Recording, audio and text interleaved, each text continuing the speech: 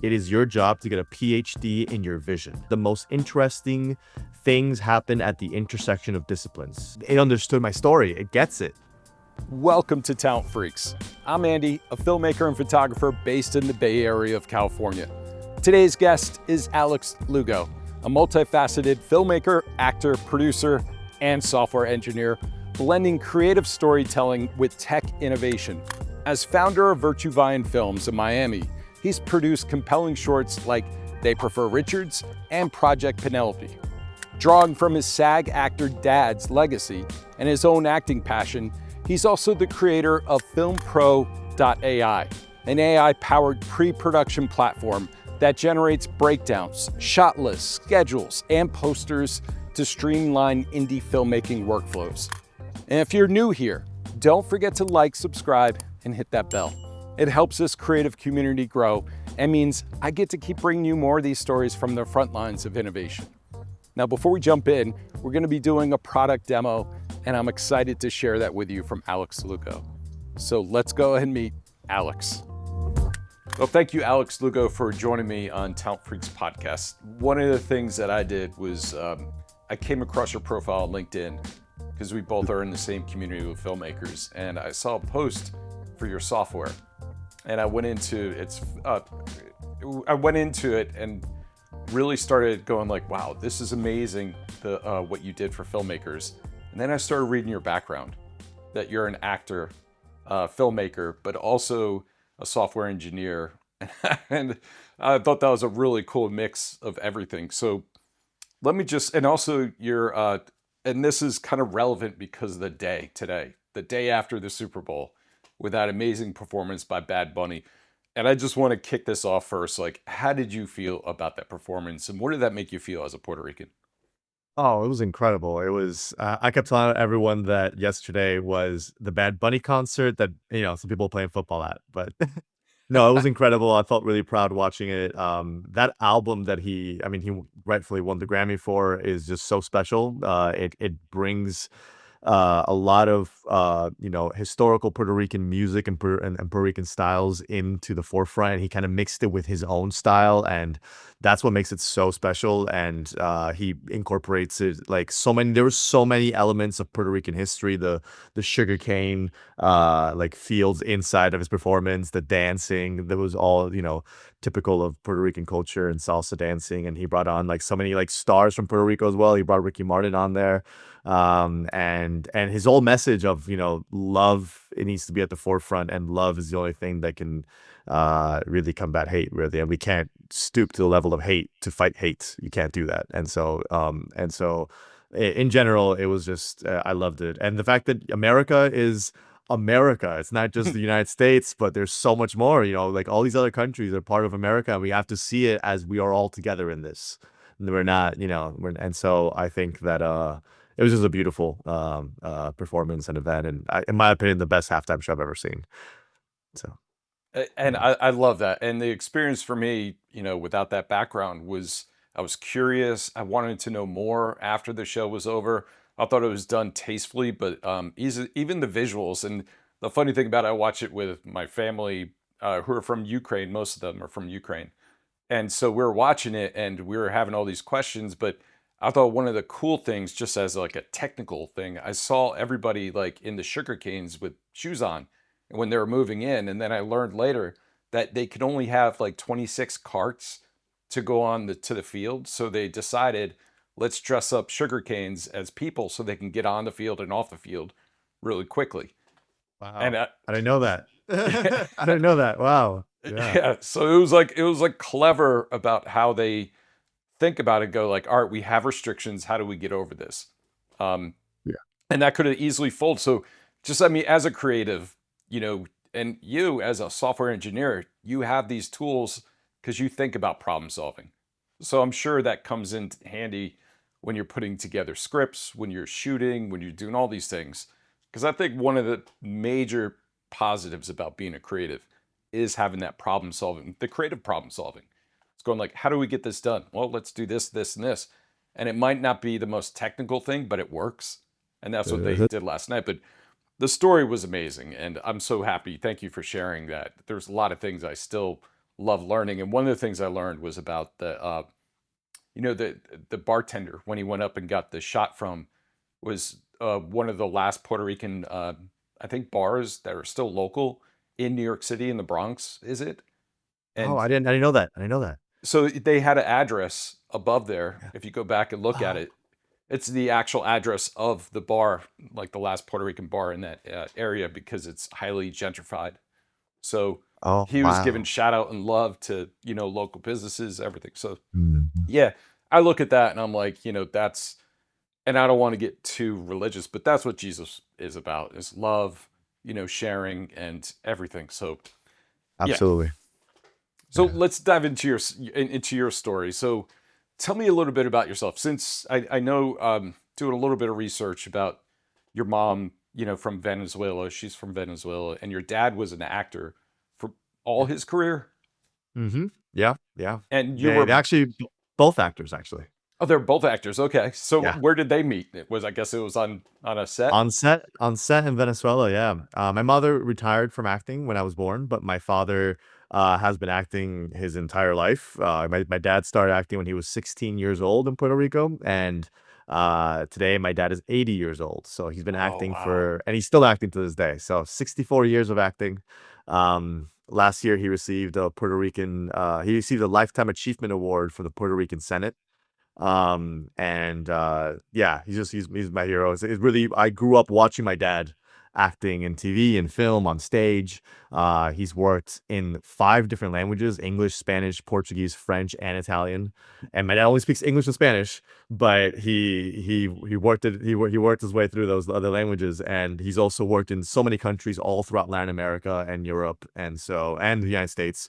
So anyways, I grew up really watching him on set, on stage, and even just being on set as a kid. I always saw it as like amazing. I was amazed by like the circus that is a film set. Like it's just an amazing spectacle, seeing everyone in their own departments, and working in conjunction. Like it is like the epitome of collaboration, and all these different artists from different disciplines coming together to bring about a shared vision. And it's just really beautiful to me, and it's something that I've always found magical, since a child. And so to this day, when I step foot on set, I get so happy. I feel like a kid again when I'm on set. So That's so cool. And when you were on set as a kid, did you know right away, like, this is what I want to do? yeah, yeah. My parents tell me that since as far as they can remember, as I could speak, I've always said I wanted to be an actor. And that is my first love. Acting is my first love, and I still act to this day. It's really still my passion. I have many passions, but I think acting is the first one. It's my first love. So So when you're on set, like, you get to see behind the scenes, you see how the sausage is made. And then did you ever get to see that product afterwards? Like, and you're like, oh, I was there. I saw that. Is that something that happened? yeah, yeah, that would happen often as a kid. I would be on set with my dad, and watching everything from obviously like on the sidelines, and then a year later we'd go to the premiere, or we'd see it on TV eventually, and that was always awesome. Like it was always just so magical. Like, and it's like, oh my God, I remember when we filmed that. And yeah, it was always really magical seeing the on-set magic and then translate it onto the on-screen, final version. So It's interesting because being on the other side of things, like, it took me like film school, all those things. So, you get to see the products, you get to see all that magic and everything afterwards. You're like, man, I want to be a part of this. Then when you get on set, you're like, man, this is boring. And and it's not about boring. It's a process, you it's a know, process. and if you have that passion, the process is worth it. And a lot of people, when they get into it, like, we had to wait 10 hours just to get the scenes or this stuff. But if you're a part of it, you realize, like, it takes everybody to make it work. And so Yeah. it's hard too. Like, I understand, I've been on plenty of sets, but when you see like a movie, you're like, man, that was a bad movie. You realize how much work went into something like that, where everyone believed it. They didn't go in going like, we're going to make a bad movie. They go in and putting everything into it. And Takes a talk lot about, of work. to make just a bad movie. So you can imagine how much work it takes to make a great movie. So I always say it's a miracle that any movie has ever been made ever. It's true. So yeah, there's so much that goes on into making a film. So When you first, what was your first movie that you made, and what was your role in it? yeah, so I started on the acting side. So the first film that I acted in was a student film that I did the summer after I graduated high school. So started on that front. I started doing a lot of other little student short films as an actor. That's really where I got started, myself, and then started doing more independent stuff. Eventually moved to New York, did some theater and short films out there. Ended up moving back to Miami. I grew up in Miami for the most part. Um, and that's when I started my production company. This is around a little bit before COVID. And so I started my production company called Vitruvian Films. And we actually didn't make our first film until basically during COVID. We were in pre-production before COVID happened, and then COVID happened, and then things got a little delayed. But the first film that I produced was called They Prefer Richards. It's a story. It's a dark comedy about twin brothers. I played twin brothers in this film, and I Oh also wow. produced it and co-wrote it. And my best friend directed it, and it was a really fun project. It was cool, but we made a lot of mistakes, but it was also it was about learning. You are always gonna make mistakes, but it's about learning from it and then trying to improve in the next one. And I was very fortunate to work. Because I had worked on a bunch of other projects before as an actor in South Florida. And I always knew I wanted to start making my own films and projects. I just hadn't done it yet, but I had always kind of kept note of like, okay, I really love like working with this person in in the production design. They're doing a great work, or like this like stylist is an amazing, is doing really understands the vision of this director. Great, I want to work with someone like that, and kept taking notes of things like that. And so when it came to making my own first film, I already had a Rolodex of people that I could reach out to. So it was all about surrounding ourselves with the right people that could I always say, as a filmmaker, it is your job to get a PhD in your vision. Not a Mm. bachelor's, not a master's, a PhD in your vision of your story, of what you want to convey, of the message. And then your job becomes to become a professor of that vision to incredible artists in their own departments that are incredible in their own departments and their own crafts and their own with their own talents that you may not possess or even understand to a full degree. But if you understand the vision and can profess that vision clearly and communicate that vision clearly, then it's all about teamwork, right? And bringing on the right people. And so that's what we were able to do, and that's why we had quite a bit of success with that first short film, and then we started making a few more from there. So. You said something that it's very important. I think a lot of people, many things you said. One is, the collaboration, but by finding the right people. Um, I was very fortunate early in my career having a very good filmmaking community around me, and also utilizing helping them on their sets. They'd come help on my sets and collaborating. That's key. But the other one you said that really struck with me was about communication. And for me, I have a hard time and this, like every role I've been in corporate wise, I have a hard time expressing like my vision to other people outside of video.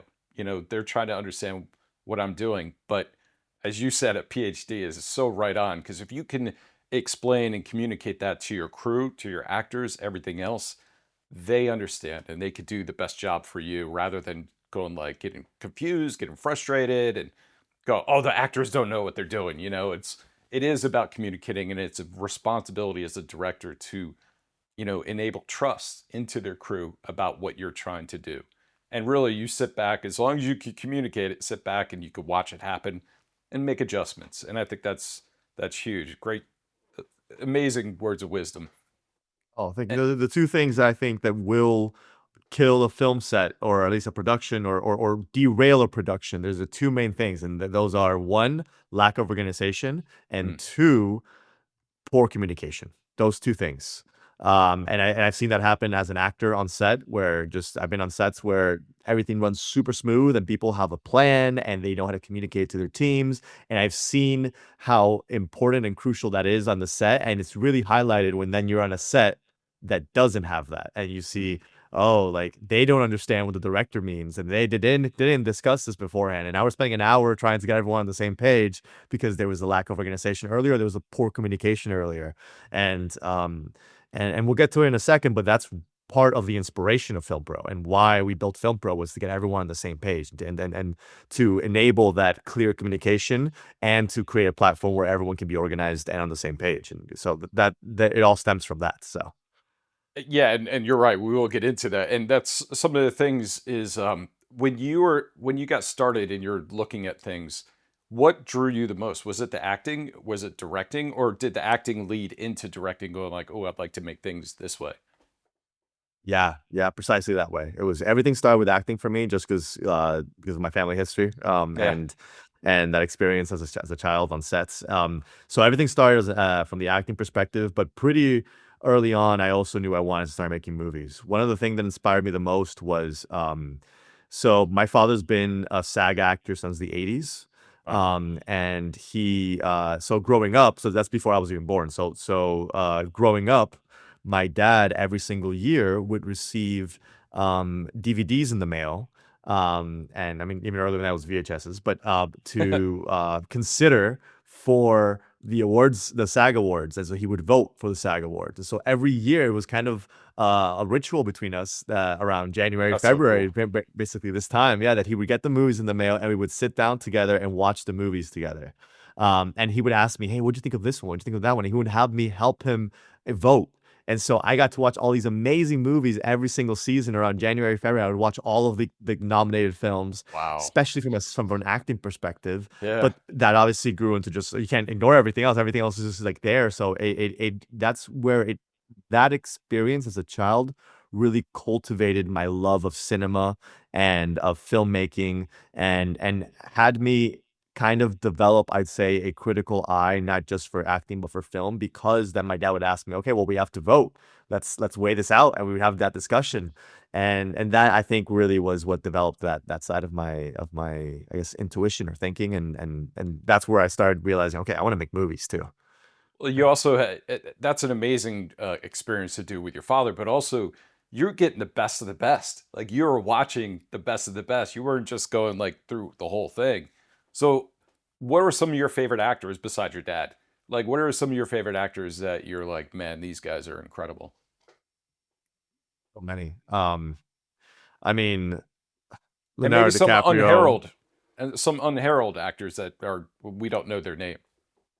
Yeah, yeah. Oh, okay. I mean, obviously the Herald ones, Tom Hanks, DiCaprio, Johnny Depp. I love seeing actors transform themselves in roles and do Mm. different things, right? And so I think those are some examples of incredible performers that have transformed themselves for roles and really like put in a lot of work to embody this character. Rami Malek, for example, in the Queen movie, the Bohemian Rhapsody movie, where he plays Freddie Mercury, That was amazing. incredible work, Yeah. incredible work. Yeah.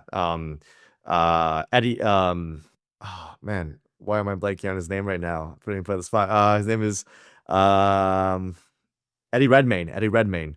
Oh yeah. Yeah. Yes. I mean, in the film where he played Stephen Hawking, incredible, incredible work. And then the following year, he followed it up with the one where he played it was the transgender woman that he played, one of the first transgender individuals, I think, in that to undergo the surgery. He did an incredible job. I think that the Danish girl, is it? I can't remember the name of the film, but he did an incredible job in that film in transforming himself. And you see that just 1 year after before that, he had done Stephen Hawking, such different roles. So there's a few examples of some of the of the actors that currently come to mind, I think. Yeah. That's awesome. And when you're directing, what kind of director visually are you? Are you one like who do you identify with? So for me, I love the Coen brothers. I love how they use tripods, establishing shots, let the actors do most of the work.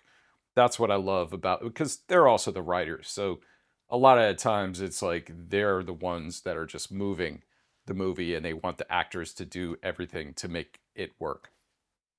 I completely agree. I love the Coen brothers. Honestly, my favorite director is Christopher Nolan. Yeah. I think he does some incredible stuff, and I think he really thinks outside the box, and he does so many creative things. Not just does he get some amazing performances, but I love films that pose questions and that Yeah. and that explore the abstract. And I think he does a really great work of doing that. And I mean, for example, my one of my favorite films, Interstellar, it combines everything I love. I've always had, besides my acting and my film side, like, you know, you touched upon it a little bit earlier. I'm a tech guy. I'm a software engineer. I studied math and computer science. I love science. I love physics. I love astronomy, and that film just combines everything I love. The science. He had an award-winning physicist, Kip Thorne, consulting on that film. And I've always found that the most interesting things happen at the intersection of disciplines. And so I love, I think, you know, problem solving is an interdisciplinary practice, or it must be. And so and I think that he does a great job of always combining different things. I mean, so and bringing in different perspective to things, and also not being limited by, you know, okay, this has not been done before, but let's try it. Like, how we have to visualize time in a four-dimensional, like inside Oh. a black hole, like and turn time into a physical dimension. I'm sure when he told that to like the VFX artists, they were like, what? Like, we need to do what? But they pushed the bounds of what was possible. I think Yeah. they actually won awards beyond all the cinematographic awards they won, but they actually won awards for one of the most, I think it was at the time, the most realistic or like accurate depiction of a black hole ever, in Yeah. terms of like just like the event horizon and what it would be like. And they have to, like, the mathematical models, they have to literally push mathematics and physics to be able to create these models to depict what this would look like. And so yeah, my favorite films are the ones that bring that multidisciplinary perspective to things, to storytelling. Um, and at the end of the day, to tell meaningful stories. I think that's important, you know. So That's huge. And let's go into your tech side. So when when in your life did you go like, "Oh, this is an interest"? Was there an aha moment, or was this something like your dad was like, "I fully support you going into the arts, but you also need to get some kind of, like education into something else."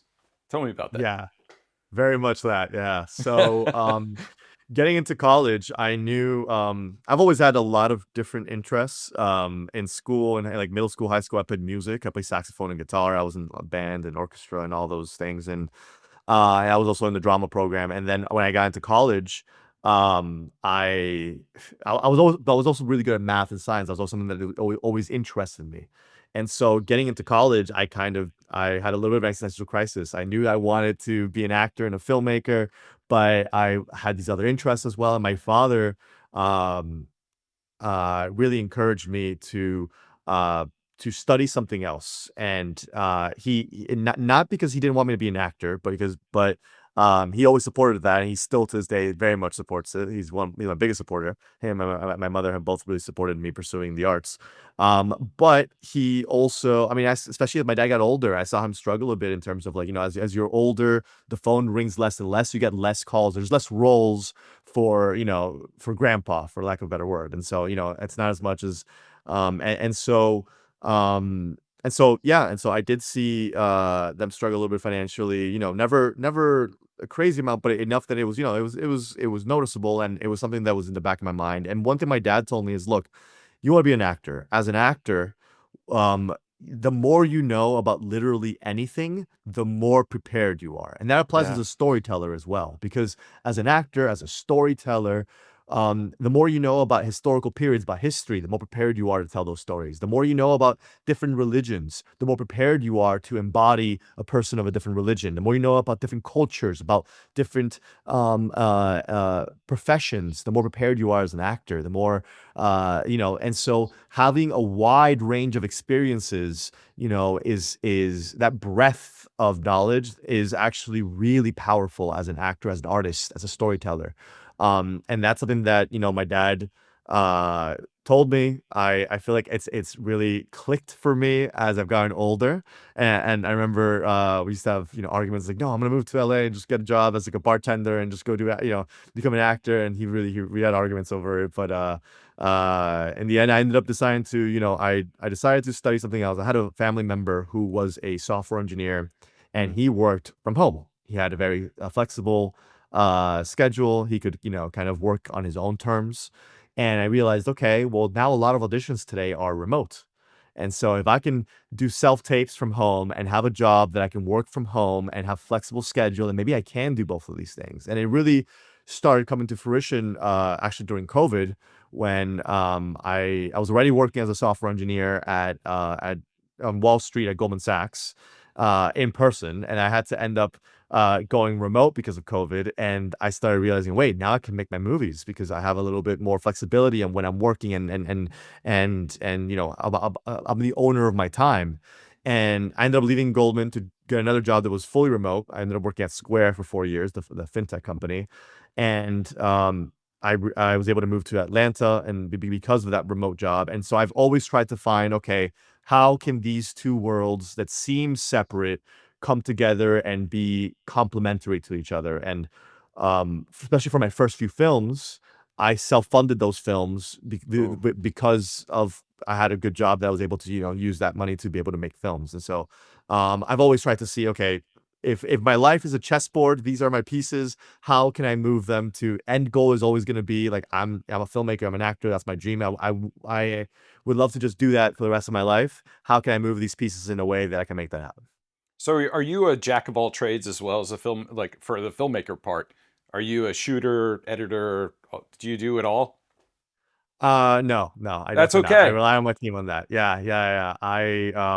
I didn't go to film school. I don't have that much of a technical background as a filmmaker, I would say. I've learned quite a bit through making my films, but I've never been the one to shoot my film or edit my film. I work with great editors and great cinematographers, and I love teaming up with people. I love the collaborative aspect of Yeah. film, and so no. No, I think with your background that it's very important for you to like have that connection with other, filmmakers. And you- I went to film school. I didn't know anything the first film set I went on. I was just like, huh? They're like, get an apple box. And I'm like, where are the apples? Like, and that part of that is the film school I went to. But so when you're doing all this, when did you know like coding or engineering? That's something that you're like. I know you talked about the remote aspect, but as far as like going, this is a skill because it's not easy. You can't just like pick it up. Tomorrow I'll do this. It takes a lot of time and energy, and also a lot of behind screen time. So when did you start doing that and realizing this is the right path that to take? Because it is very rewarding financially, as a profession. Yeah. Well, it started first with mathematics. Mm. I really enjoyed math. I always found it came to me. It made sense to me. I tutored mathematics, and so I was majoring in math. And as a math major in college, at least in my university, you have to take at least one programming course. And so I took the programming course that was required, and I took that the a spring semester, and the next that summer I had an internship lined up at Goldman Sachs in New York, and I was an operations intern, but a lot of the friends that I made throughout that program, they were software engineering interns, and I saw that they had a more flexible schedule. They got in later, got out earlier. They got to wear casual clothing. I was in a suit, and they were working on all these cool projects. And I was like, wow, like and they got paid more. And so I was like, this is awesome. I want to do what you guys are doing. And so I was already enjoying that one programming class I was doing as a math major. And so when I went back after that summer to school, I was like, you know what, I'm gonna go a little deeper into computer science. I decided to get a minor in computer science, start taking more programming classes. I realized that a lot of the parts that I loved the most about math were the parts that were more present in programming computer science, which was more the problem solving side of things. Yeah. People, once you get to a certain level of math, you go beyond it's just like, regular arithmetic and numbers, and it becomes more about logic. And you start learning about set theory. You learn about a bunch of other more abstract concepts of mathematics, which are a lot more of the actual concepts of mathematics that apply to computer science. And so I Okay. realized I was like, okay, I enjoy this. This is cool. And you can start building these programs, that actually do things. And so you're like, oh wow, I can build things. This is cool.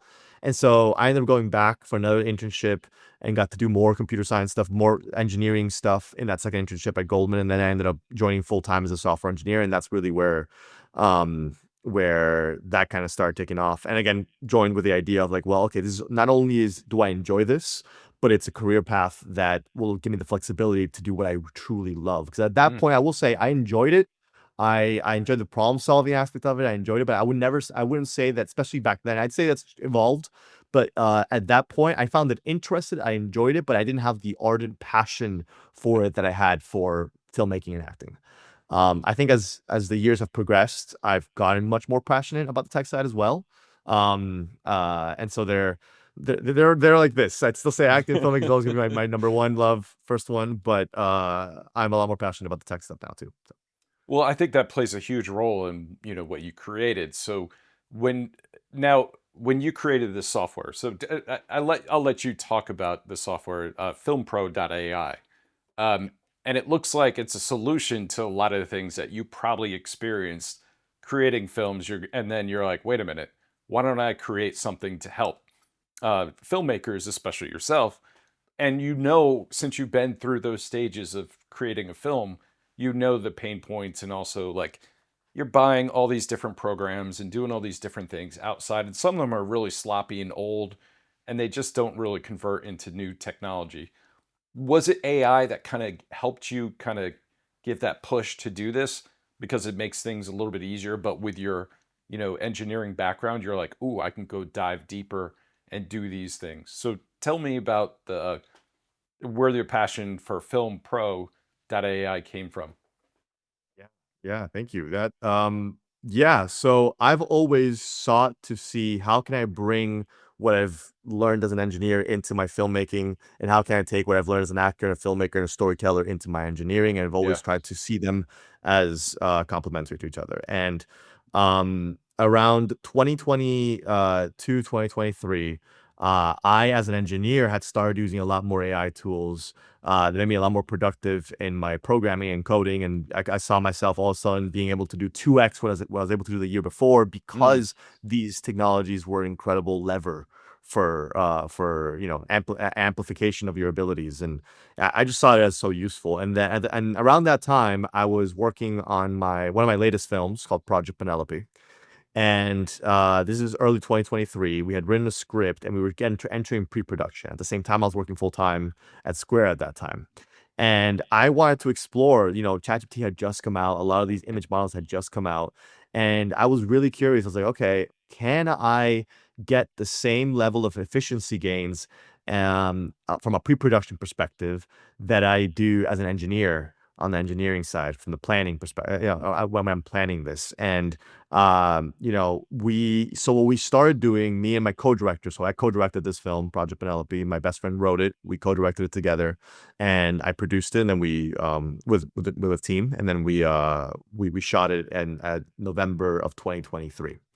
And throughout that process, it became kind of an experimentation. We started playing with ChatGPT, started playing with Midjourney and a bunch of other models to see what can we do with this. Can we make breakdowns with them? Can we Mm. create a log line, a synopsis? Can we use it to convey our visual vision to our team in a way that, creating our storyboards and previs with this, so we can very clearly communicate that to our team. Again, going back to getting that PhD in your vision, and then putting together that execution plan, and then communicating it to your team. Those are the three things that I think FilmPro, at the heart of it, tries to address, helping you really do those three things. And so we started using these separate tools, all these different tools that were emerging to try and do this to varying degrees of success. And we realized very quickly it's not that easy to prompt an image model, for example, and get exactly the image you have in your mind Oh, into an image that you can generate, and yeah. to then share that with your team. And we had to iterate over and over and over and over again. And it became very clear that what was missing was the context. Mm. We had so many conversations, me and my co-director and my team, about what we wanted to achieve with this, what our inspirations were, what we wanted the vision for our laboratory to look like, which was one of the main sets, and feel like. And so we had all that context up here, but putting all of that in a sentence or a paragraph is just it's not possible. And so what I realized was that what was missing was context, Mm. and that's what made this more difficult, because you're getting that context. And so what we ended up doing, so anyways, we use those tools for making Project Penelope to varying degrees of success. And in the end, with some work, we were able to get something that was pretty good, and we were able to put together our shot list that way, our script breakdown that way. At the time shooting schedule, we had to just do it ourselves because it was just not, the models weren't good enough for that. But it was a cool experience to explore what can we do with this. We also, another thing we did was for our film poster. I have a very great friend of mine. His name is Hayden Blades. He's made all the posters for all my films, incredible graphic designer. But we had a small budget, not a lot of time, and we wanted to be respectful of his time. And so we wanted to approach him already with a concept that was already kind of polished, and then have him take that and run with it. And so what we did was we prototyped many ideas with different image models until we got something that we really liked. And then once we got that as a concept, as a prototype, we shared that with him, and we said, hey, this is kind of what we're going for. Can you take this and run with it? And he's like, dude, I got you. And so he took that, and in his first attempt, he made a poster that we loved. It was like one of my favorite posters I've ever had, because he understood the vision clearly from the beginning. And so, that's where the idea emerged. Can we create one platform that centralizes all tools that helps filmmakers explore their creative visions, put together the logistical plan of their production, all organized in one place, and then once you have all of that, it's a hub where the entire team can come together and see the vision and see, hey, this is the movie we're going to make. And so that's the vision of what FilmPro was, and that's the idea of what is, and that's where it emerged from the making of Project Penelope and that experience. That's incredible. And so you've been iterating and building on that ever since. So like from 2023. And when did you say like, all right, now we could put this out for filmmakers to get some experience? Did you have a beta, or are we in beta right now? Yeah, so 2023 was when we made Project Penelope, and that was the experience using these separate tools. 2024 was when we sat down. We were like, all right, let's build something for this. And my co-founder, his name is Adolfo Rangel. He's actually my cousin. He's also a software engineer, and he's also creative himself. He's dived now into the film world with this project, but he's always been an artist himself in other capacities. But he always said, let's build something for like your community, for filmmakers. You love filmmaking, you know a lot about it. Why don't we combine both worlds? And he really kind of always pushed me to do that. And finally, when we went, after all this experience, we were like, all right, we have to do it. And so we didn't actually start building FilmPro. We had the idea. We started fleshing it out a little bit with designs and stuff, early 2024. And it wasn't until mid 2024. It was actually July 4th, 2024, that weekend. We had a long weekend off from work, both me and my cousin. And we were like, you know what, let's just have a little hack week. 6 days. We have just take on a few extra days, and just from the morning we wake up to the moment we go to sleep, code, and see if what can we put together in 6 days. And in those 6 days, we put together a nice little prototype of what FilmPro ended up becoming afterwards. That was the beginning of it. And at the beginning, all it could do was it could help you create a tagline, logline, synopsis. You would upload your script. It would help you generate that, your character breakdowns and location breakdowns. And I think a script breakdown as well. So very, very rudimentary script breakdown.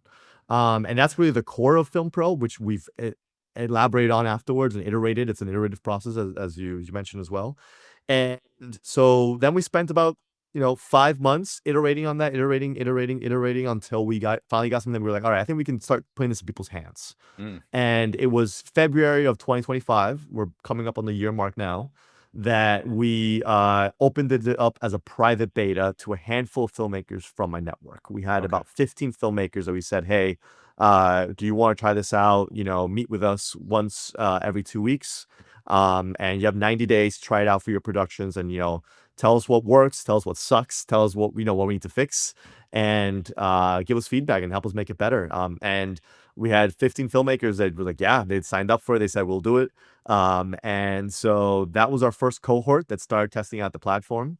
We started that around February, and then it was around May, June, I think it was, where we said, all right, we've gotten a good amount of data. We've fixed a lot of these issues.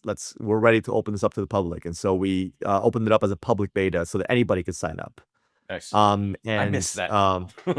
yeah, yeah, that was that. Yeah, so it was a really great moment, and that's also when we raised a little bit of funding, enough Okay. for me and my co-founder to be able to leave our jobs at that time. And so we went full time on the platform last summer, and we started working on iterating, adding more stuff, making it more robust, fixing issues, and it wasn't until this January, so about a month ago, that we officially came out of beta, and we're officially now fully out. Our V1 is out. People can sign up. We have over 500 filmmakers already using the platform, and that's without us doing any paid marketing. We've done zero marketing. This is all word of mouth at this point. And Congratulations. That's incredible. thank you. Going to film festivals, doing demos and just spreading the word that way, and filmmakers recommending us to other filmmakers. And Yeah. so we've been able to grow quite a bit like that way. And now, yeah, it's been a really awesome experience. Well, let's jump into I call it a demo, but it's more of like I have a lot of questions because I haven't used it. So I would love to see it in play from like the top through and just take me through the process of it. As a director coming in, going like, how will this improve my, filmmaking experience? Let's do it. Yeah. Awesome. So this is the main page you land on, FilmPro.ai. And we're going to dive into kind of what it's like to create a new project with FilmPro. Okay. So here you can see kind of the different projects you might be working on at any given moment. And what I'm going to do is I am going to use Project Penelope as an example. I'm going to upload that script in here, and we can kind of walk through kind of what it's like to create a new project with that. Sounds good. For context, Project Penelope is a short film, 15 pages. It's a sci-fi drama. It's a story about two scientists, married couple, who suffer a great tragedy. Their 6-year-old daughter passes away in a car accident. Mm, And the film is about them trying to bring her back to life using artificial intelligence. okay. Very Black Mirror-esque. Yeah. And so with that context, let's kind of dive in and see what we can do here. So we'll start by uploading the script. I have the script right here, Project Penelope V25. Man, that's And if it gets I'm sorry to interrupt. That feels like Pet Cemetery with AI, just as a short, yeah, yeah, synopsis. a little bit. You're right. Yeah. So I'm going to get started with AI. You can also, everything you can do in FilmPro, I want to stress, you can also do manually. So if you don't want to use AI for your pre-production, you want to do all the stuff yourself, Hmm. you're more than welcome to do so. And we've tried to incorporate AI into FilmPro in a way that feels like you're still driving, that's not making creative decisions for you, but that you're able to kind of like change whatever it produces for you. So there's something to keep in mind. Everything you can do with FilmPro, you can do manually if you'd like. We'll go the AI route just to show kind Yeah. of like the novel aspect of FilmPro. Sounds great. So what FilmPro is going to do right now is going to read the script. It's going to identify 5 key details: the title, the name of the writer, the setting, the genre, and I think that's those 4 details. So we get the title, Project Penelope, writer Felipe Castilla. We get the setting, near future urban laboratory and home. Nice. Genre, science fiction, drama, psychological thriller. So that's all not like written word for word in the script, except really the title and the writer. But FilmPro, like we have large language models underneath the hood that read the entire script in that little loading period and identify these details for us. And we can go in here and change things or edit stuff. For example, in the script, it doesn't say who the director is, so we have to put that ourselves. So I'll add that here. We co-directed this. So I'll add that detail. And then we have an opportunity here to add any inspirations. This is optional, but this is anything that inspired us to create this project. It can be another film or a book, a song, a poem, a color, literally anything, a historical period, a historical person. So this is just to give it more context on what your vision is. Again, you're Sure. basically like as if you were onboarding a collaborator. Yeah. You would have to tell them your vision, where everything came from. So for us, Ex Machina was a big inspiration. Black Mirror, as I mentioned earlier. There's a show on Netflix called Love, Death, and Robots, another big inspiration for us.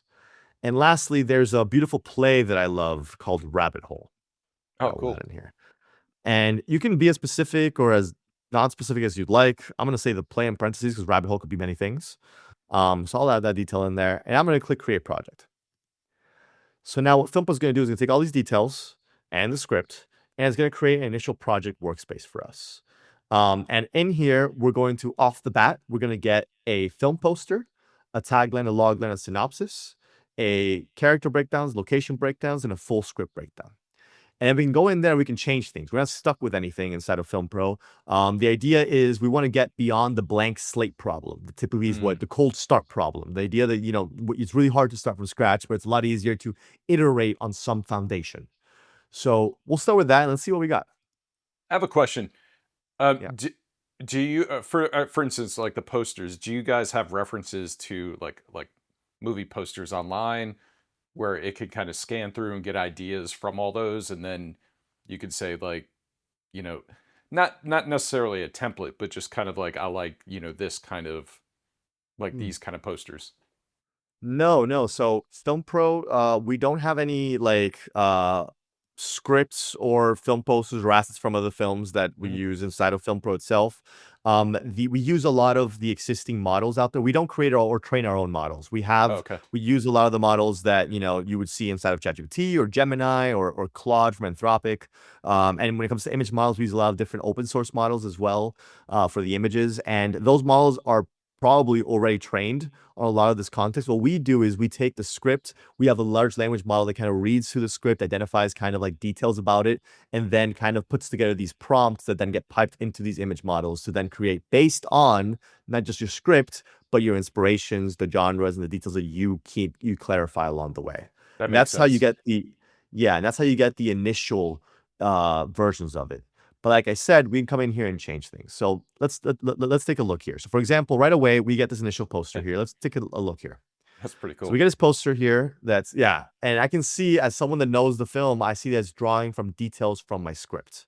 So in the story, we talk a lot about the blue light that emanates in the laboratory. There's a lot of mentions of circles and progress circles. So it's drawing from that.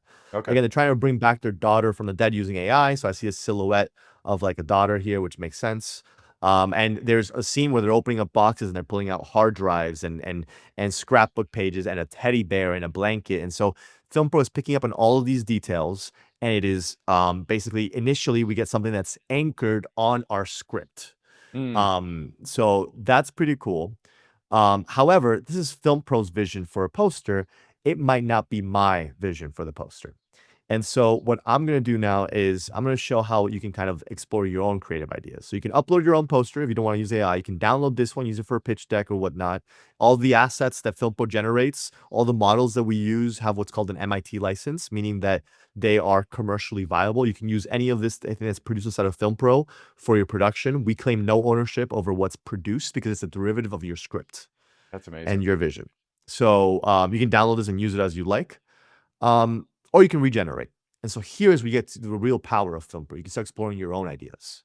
So I'm actually going to try to recreate the one that we actually used for our movie, that initial prototype that I mentioned that we shared with our graphic designer. So I copied and pasted something that I had already prepared.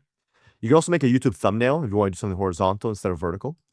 But we'll do that, and I'm going to generate this. So it says here, create a new poster depicting a blueprint with neural node diagrams and equations scribbled all about, and a central image of a little girl in the posture of the Vitruvian man from Da Vinci. Make it futuristic, sci-fi, and awesome. Gotta add the awesome part in there. Yeah, the awesome. That's great. Yeah. Boom. So right off the bat, now we got something that's a little bit more anchored on what we want. So now we have that, the little girl in the middle. We have kind of the Vitruvian man pose. Not exactly what I was going for, but it's a little closer. And the idea is now we can iterate. But the cool thing is, unlike a regular model, FilmPro has the context of your entire script and everything you've told it along the way. We can always go back to the previous versions.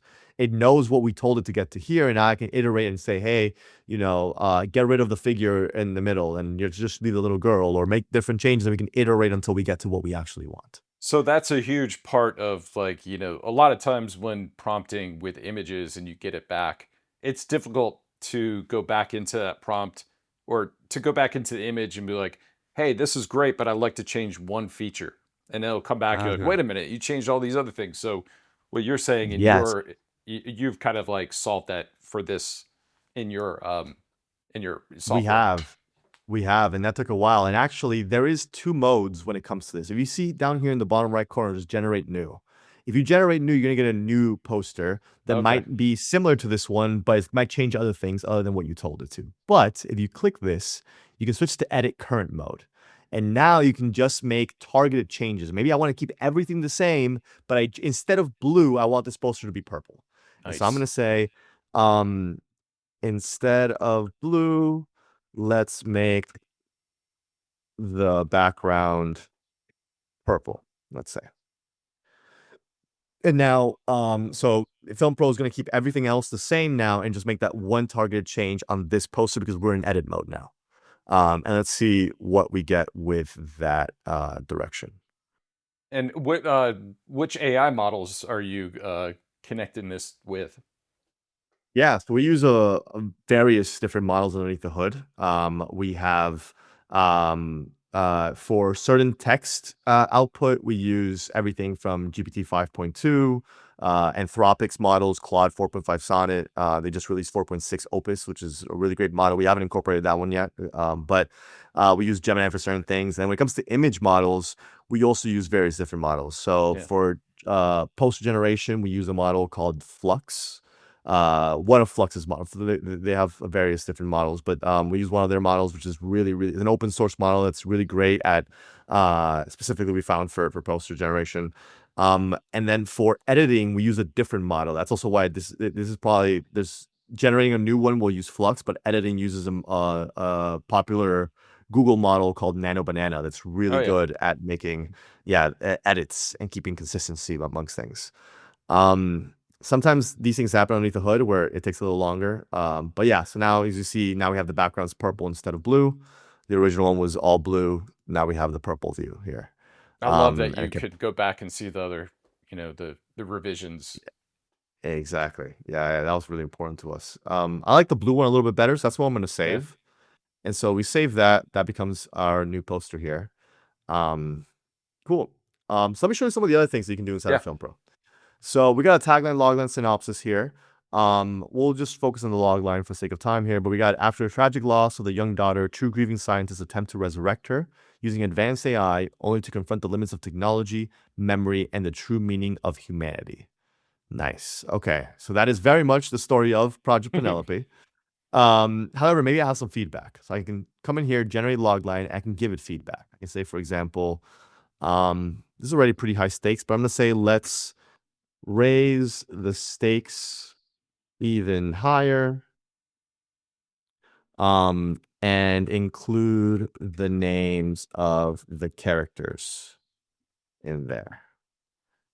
And we'll see what we get when we give it that feedback. So now FilmPro, again, we'll go back to the script and generate a new one. And we got, after a tragic loss of the young daughter, grieving scientists Jonas and Elizabeth risk everything, including their own humanity, as they attempt to use advanced AI to resurrect her, only to find their marriage and identities unraveling as the line between memory and reality blurs.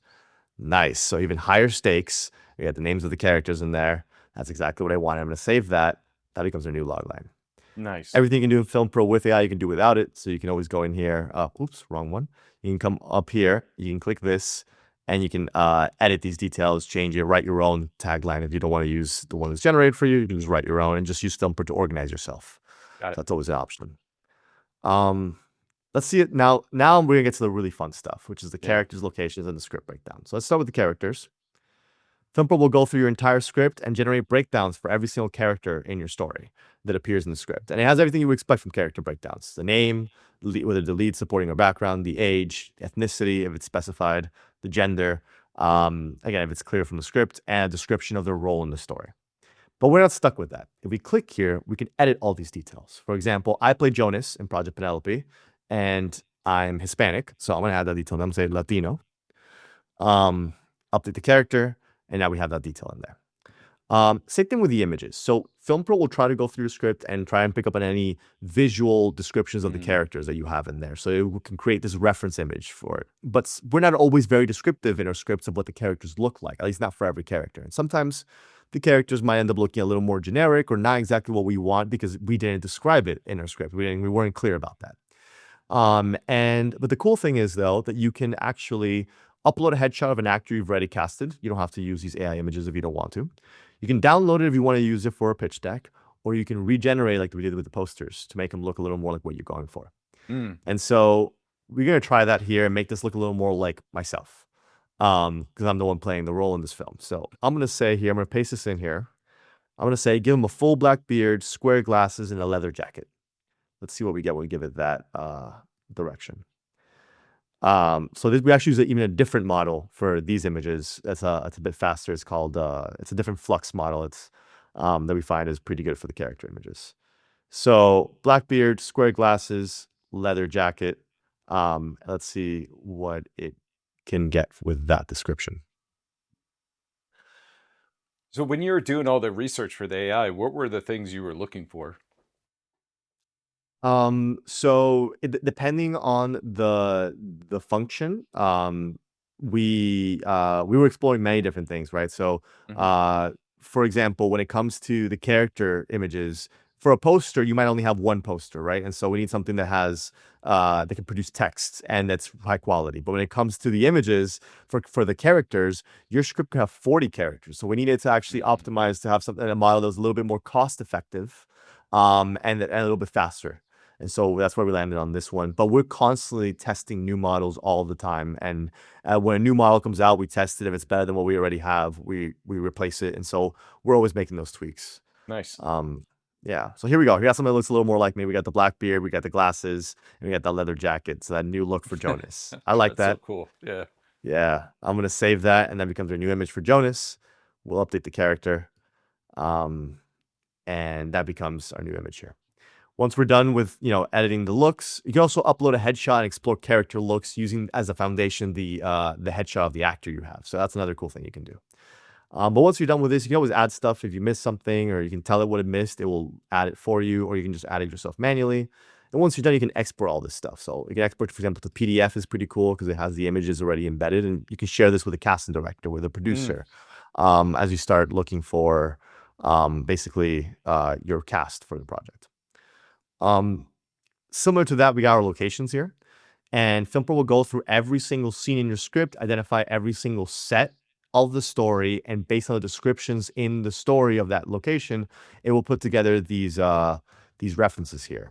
And if we hover over, we can see a description of those places, and if we can click this, we can see it a little bit larger. So focusing on the laboratory here, in our script, we talk a lot about the blue and red light that emanate from the screens and how those, and kind of this look that we have here, a little intimate environment with a whiteboard and all the monitors. So it picks up on that detail and it gives us something right away that looks pretty close to what I had in mind, again, because it has the context of our script, going back to context and how powerful that is, and why that gets us better results than just prompting right away.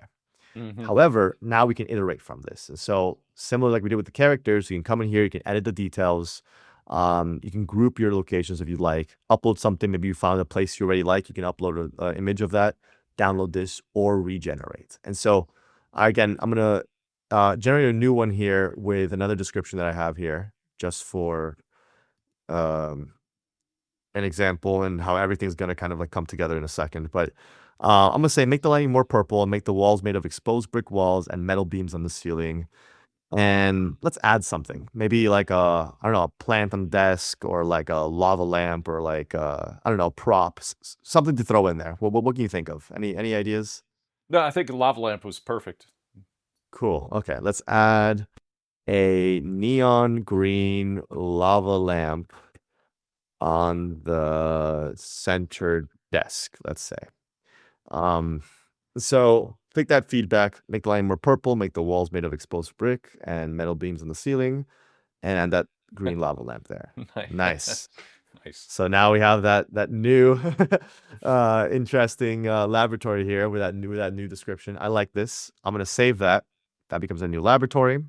We'll update the set, and now that gets saved there. Just like with the characters, you can export all of these, download all the images as you'd like. And there's also a filming locations tab. I'm going to skip that for the time being. Sure. That's more of the logistics of where you can organize your different filming locations that you're actually going to film in, like the address and the other details. This will go on your call sheets later. Nice. But this brings me to the script breakdown, which is something that I'm really excited to share here. Oh no, it didn't generate off the bat, so we're gonna have to retry it here. So this actually might take a little bit to generate for us. So in the meantime, what we can do is we can actually go take a look at one that I've already generated before for another project. Sure. So if you go to Move here, it's another film. We haven't made this one yet, but it's another film that we have kind of like that we've been workshopping. We might film at some point soon. But let's look at the script breakdown to that one. So FilmPro will go through your entire script and it will Oh, wow. generate basically a script breakdown with all of the different aspects of your film that you usually would get, filmmakers would typically do this manually, right? So Yeah. Move has 27 scenes, and so FilmPro identifies all 27 of those and identifies everything you would think of, right? Like the scene number, the page number, whether it's interior or exterior, the set details. If you click on that, you can see details about the set itself. Whether it's day or night, how many eighths of a page that scene is. It gives you a quick little like strip board level description, synopsis here of the scene, a longer breakdown description of what's going on in that scene. It identifies all the characters in that scene that are from your character breakdowns. So you click on them, you get details from your character breakdowns. You get the art Man. element details, any props, any set deck details it can identify from the script, any greenery details, any special equipment it can identify, any wardrobe, hair, makeup, extras, VFX, stunts, animals, vehicles, everything you expect from a typical breakdown. And if you click on any of these, let's pick on one, an interesting one here. Let's say this one has a bunch of characters, the art gallery scene 21. If I click on that, it opens up this scene view where we can see all the details about our project. And the cool thing is all this is just you upload a script and this just gets generated for you. So now I can see here I got all those details in a nice visual way that I can share this with my team now. We can all be on the same page of like, hey, these are the characters involved, these are the sets involved for the scene, all those details in one nice place. You can edit those details yourself as well. You're not stuck with them. You can always add more scenes if you like. And once you're done, you can export these. The PDF is also pretty cool. If Excel's cool because you can edit the Excel and add columns, remove columns and whatnot. But the PDFs are in this like standard, like typical breakdown sheet that it will build for you. And you can also download this, print them out if you want to, write more details in there yourself. Each scene is a page here. Oh, wow. Um, so that's again, you upload a script and if something this is what it's taken, especially for a feature film, this would typically take days, to put all these details together, and you get it now in a couple minutes. Man, So yeah, it's one that of is my favorite huge. features. So, as you know, no film is shot chronologically. And so, how about if you're shooting, let's say the location, you're shooting in the same location, but multiple, scenes? Does that kind of put it all together? Like, it knows the location. So it'll kind of go boom, boom, boom. So, as a shooter, I guess, do you have a shooting script in there as well? Yeah, yeah. So we do have a shooting schedule aspect that you can generate. It's currently in beta. And this was interesting. So what I'm going to do here is actually I'm going to go to, so I've been sharing kind of our staging environments. We have some new stuff there that I wanted to share. But if I go to production here, I can share a project that I've prepped ahead of time. Nice. And this is another film of ours, Lilac.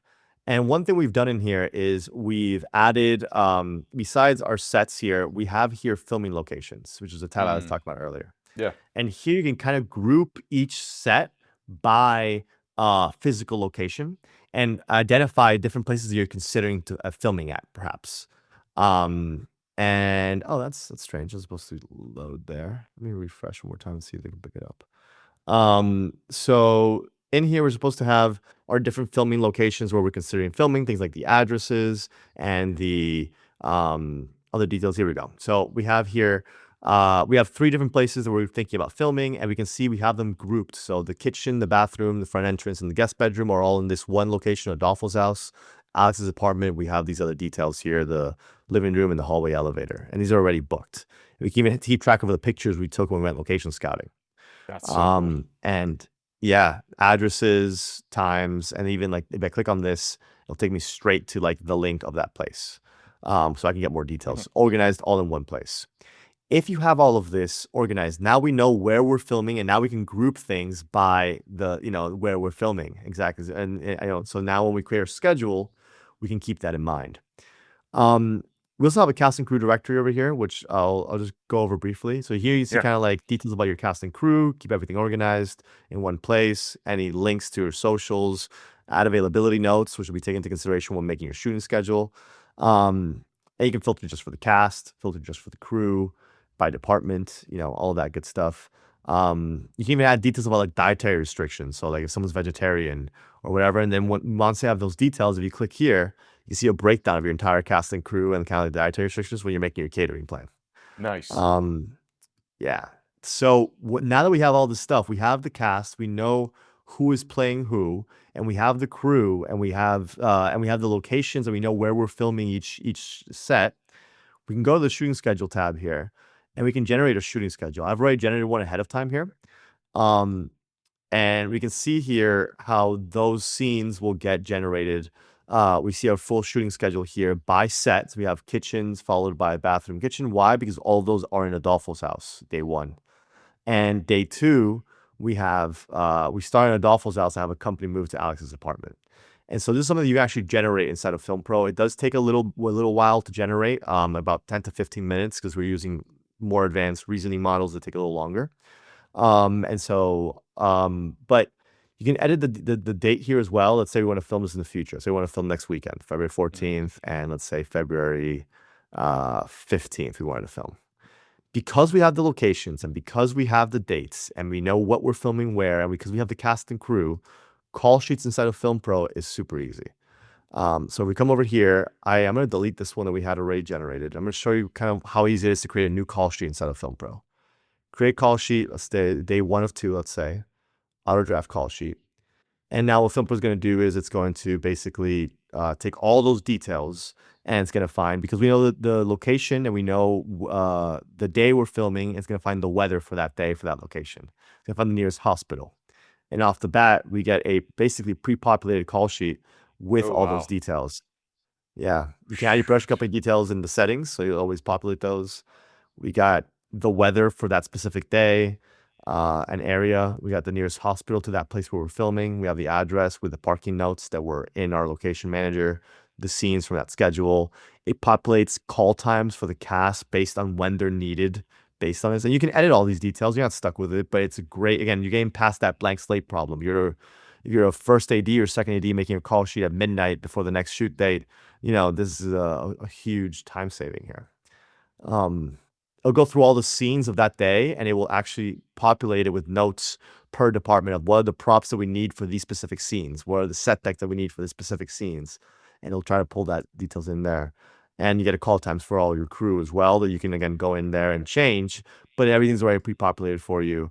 And once you're done, you can just come over here and you can export to PDF, or you can even, we're adding the email functionality pretty soon.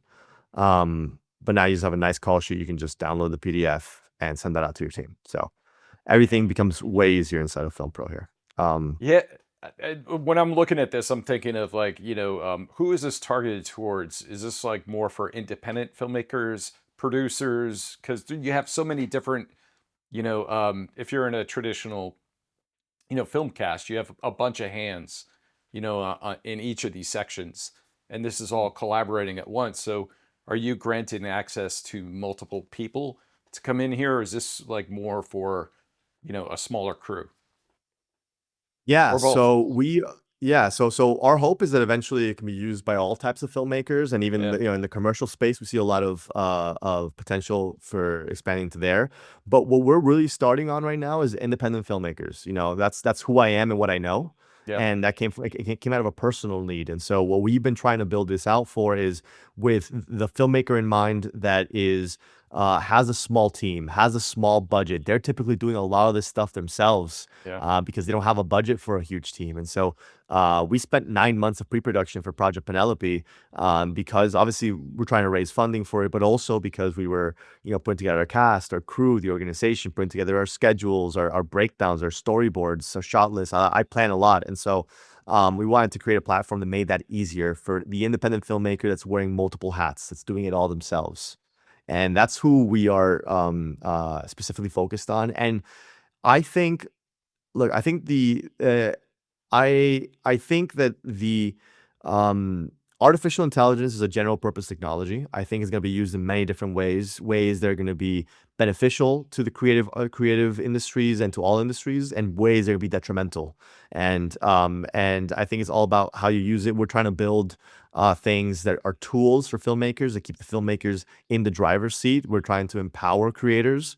I am sure there will be people that create tools or AI platforms that do the opposite. They try to replace creatives, and that's not what we're trying to do here.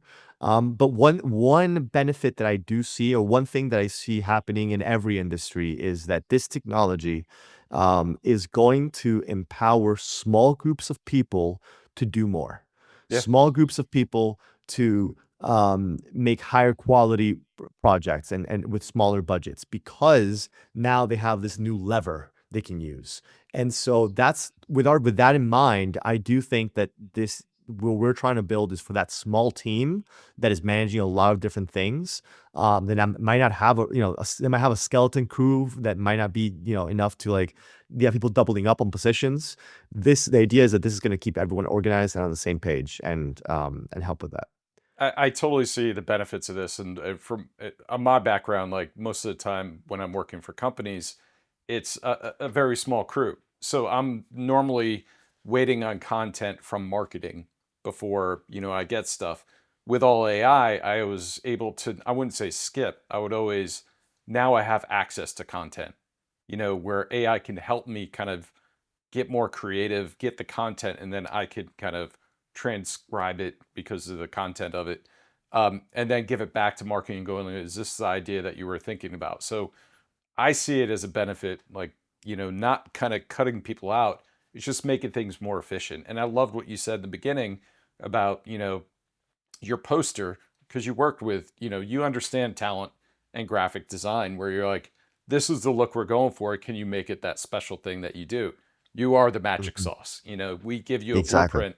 Now you understand visually how to create it. But something, I mean, I just see this and I just see so much potential.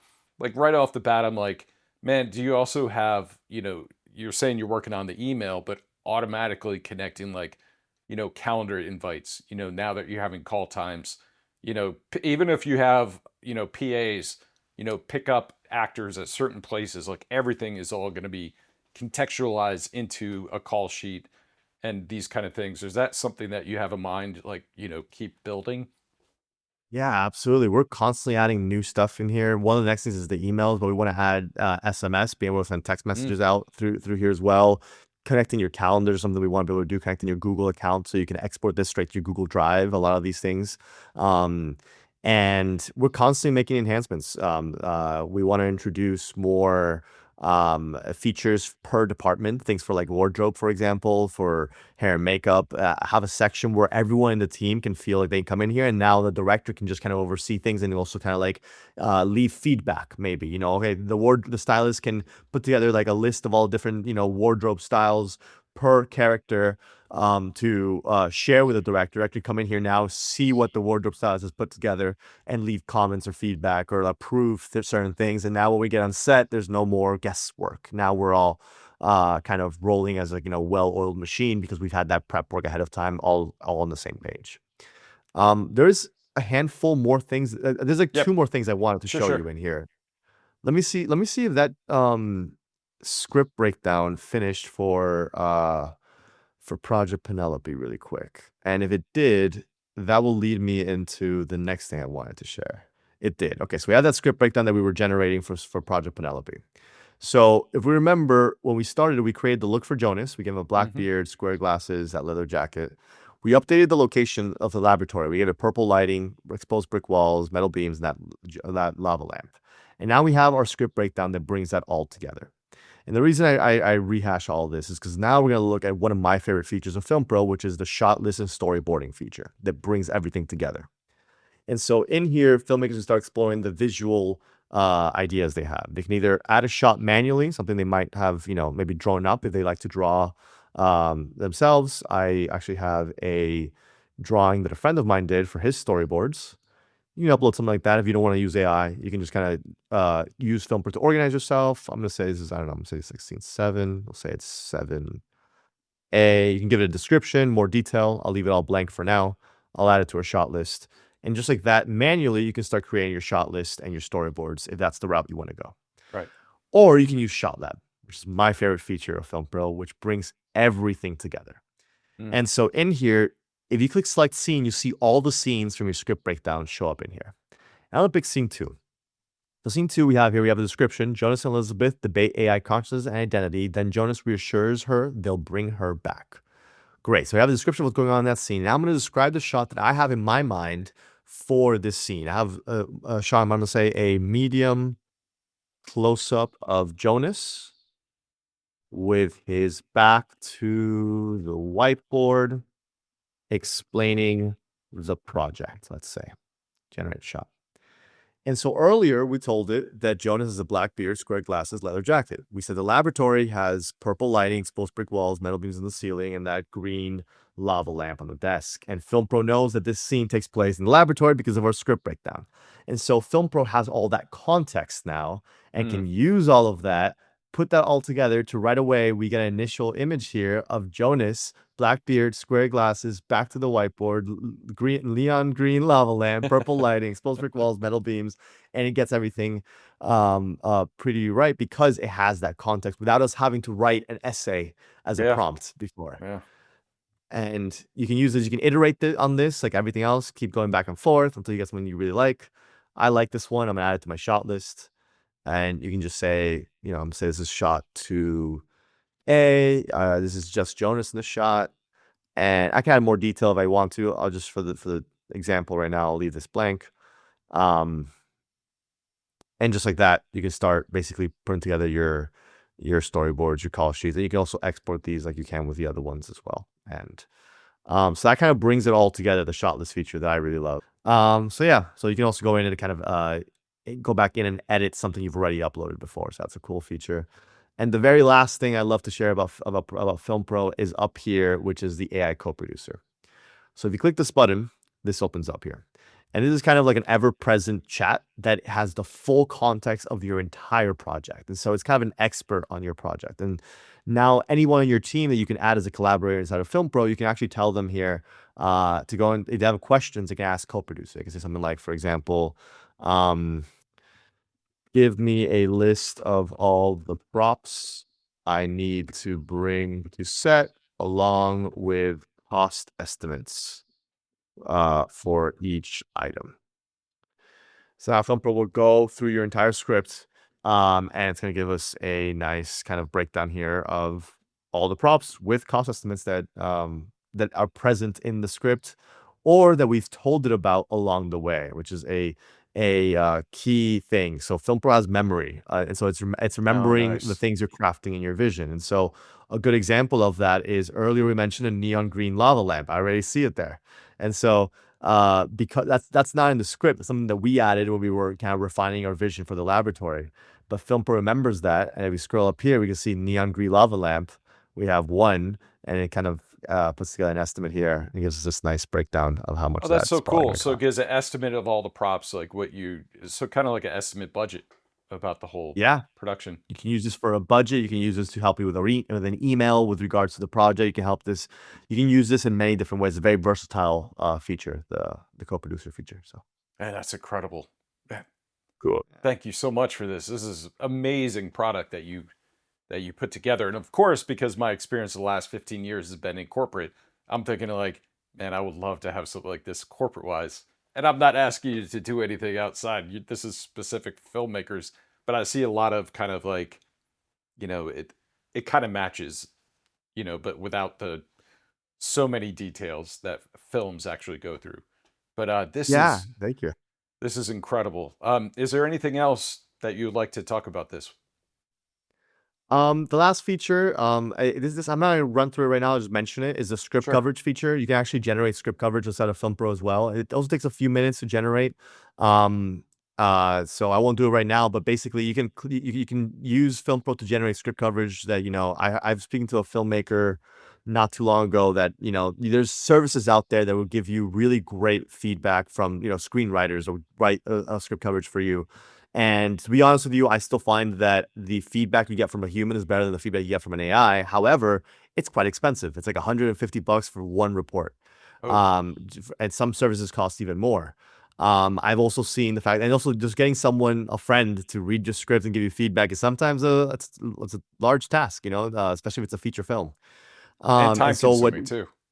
and time consuming. Yeah. And so if you want some quick feedback early on in the process, I have found that this is a really one of my favorite features to like get that early feedback and get, it'll break down your script with different qualities on dialogue, on character development, on story structure, on pacing and originality, marketability, and it will give you a score on each one of those, as well as kind of a full description later of why I gave you that score, what's working, where you can improve, and it's a great way to kind of strengthen your script when you're still early on in the development process. That's So amazing.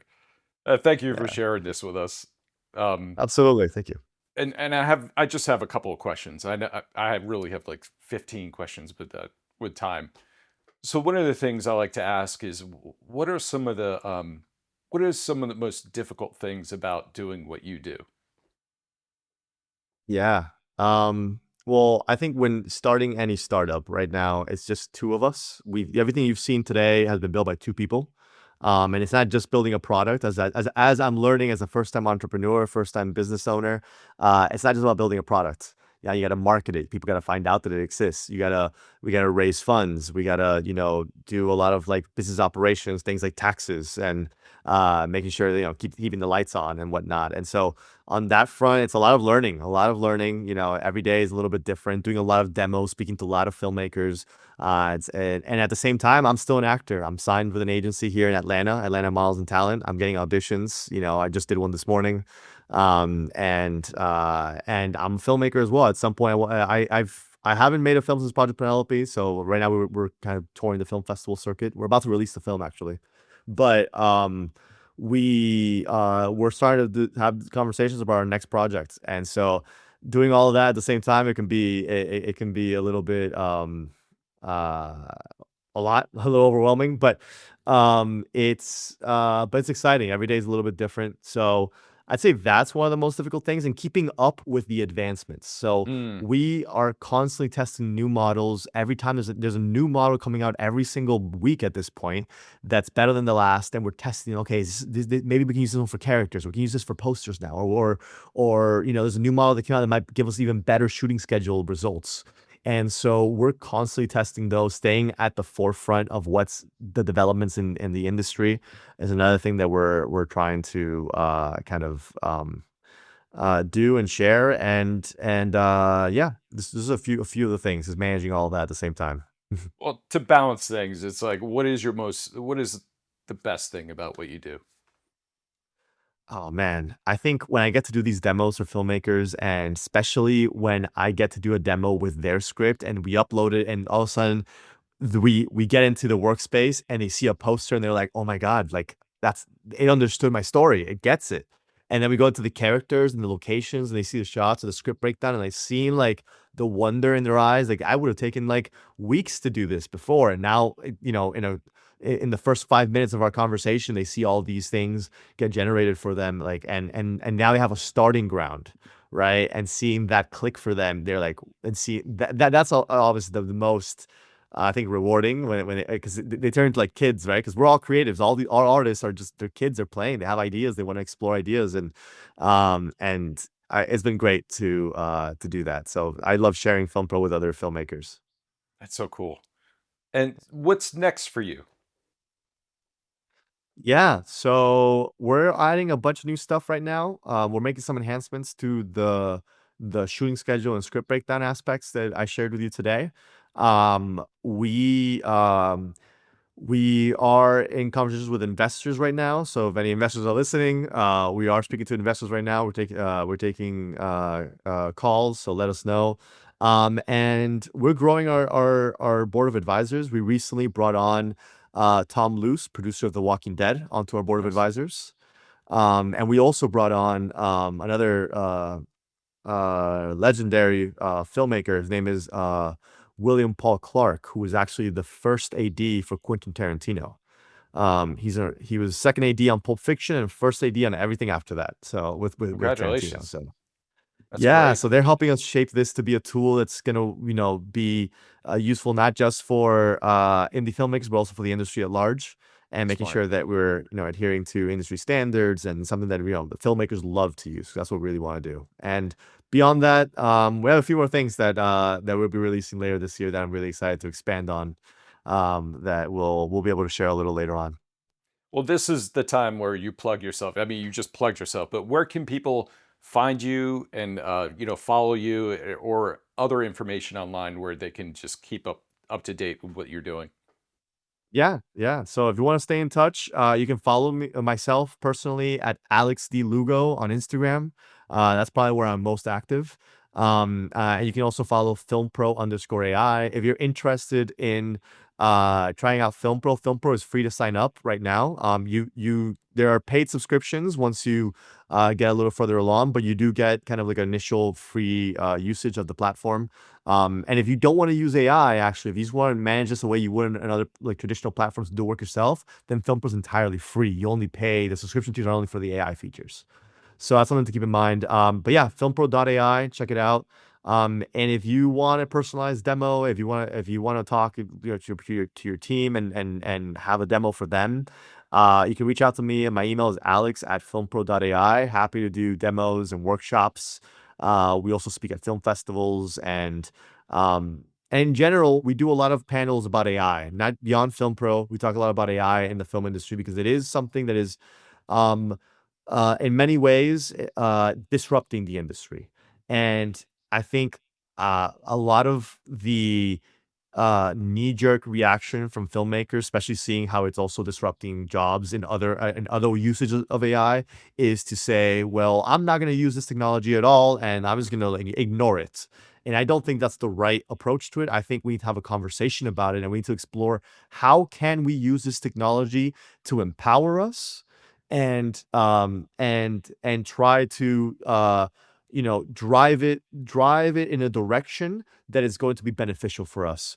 And that doesn't happen by accident or by ignoring it. That happens by having conversations about it. And so we've done a lot of panels and discussions about that, where we engage with audiences and other filmmakers and talk about those fears and talk about the good, the bad, and the ugly, and have those open conversations, because it's not going to be good by default. It's only good. The outcomes are only good if we are active participants in this. And so, anyways, if anyone wants to set up a workshop, panel discussions, please reach out, alex@filmpro.ai. Alex, thank you so much for your time. And I love your story from, acting all the way to your engineering and even creating this amazing software. And I love the fact that you have it for free if you're not using the AI. That's incredible. So much success to you, and please reach out anytime if you ever want to collaborate or needs another voice from a different perspective. Happy to lend it. And you are truly a talent freak. So thanks again for joining me. Oh, thank you so much, Andy. I appreciate it. Thank you for reaching out to bring me on to the podcast. And I love what you're doing here. So thank you so much. I've had a great time today. Thank you, Alex, for taking the time to join me on the show and share how FilmPro.ai empowers filmmakers with AI tools for faster pre-production and clearer collaboration. And if you enjoyed this episode, please consider liking, subscribing, and hitting that bell. And share it with your friends to help more creative minds discover these stories. Your support truly makes a difference. And be sure to check out Alex's films at vitruvianfilms.com and FilmPro.ai at FilmPro.ai. And follow him on LinkedIn or Instagram. And all the links and info will be in the description for easy access. And if you want to know more of my work, you know where to go. Visit talentfreaks.com, where you can explore some of my video work as well as my current passion for photography. And if you have ideas or guests that you'd like to see on the show, don't hesitate to reach out. I love bringing fresh perspectives to the podcast. Until next time, keep exploring, keep creating, and stay curious.